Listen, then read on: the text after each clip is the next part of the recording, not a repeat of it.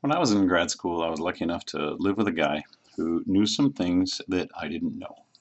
And every once in a while, he would teach me some of these things. And this video is one of those things that he taught me, how we manage what we don't like, situations that we're not satisfied with in this world.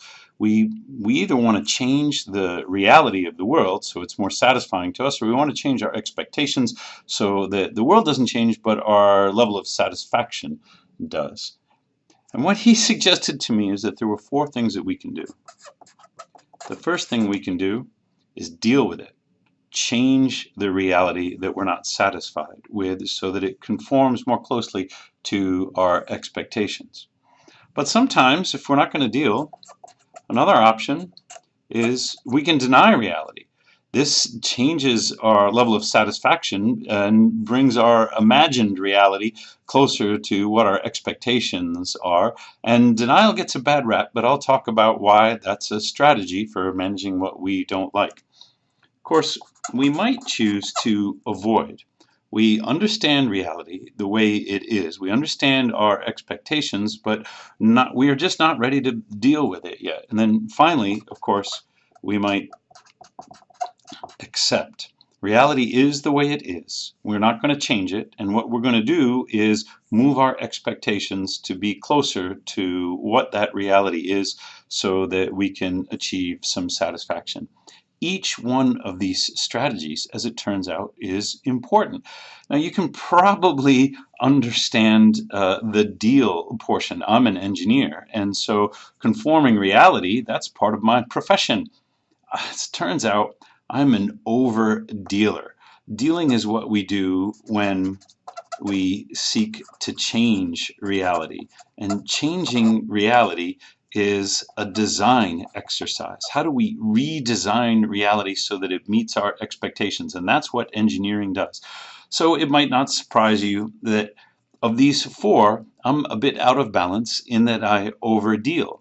On the other hand, when we choose to accept, we change our expectations rather than reality. And there are some aspects of reality that we simply won't be able to change. The death of a loved one, for example. And when you read about the different stages of grief, you realize that acceptance for those things that you cannot change is the way to return your expectations to satisfaction. It's the deny and avoid that get a bad rap. And I'll tell you why these are useful to us and we need them. If we did not live in denial, we would never accomplish the great things. We would never do the impossible.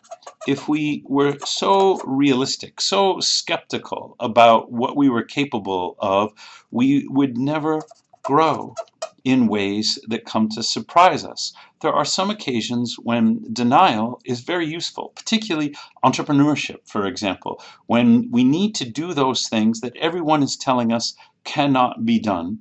There's some extent to which living in denial allows us to live in our imagination and accomplish more than we thought was realistic. Down here, avoidance also gets a bad rap. Avoidance is where procrastination goes. But we can't do everything all the time. There are some things that are urgent. There are some things that are important. And it doesn't do for us to deal with everything when it's either not important or it is not yet urgent.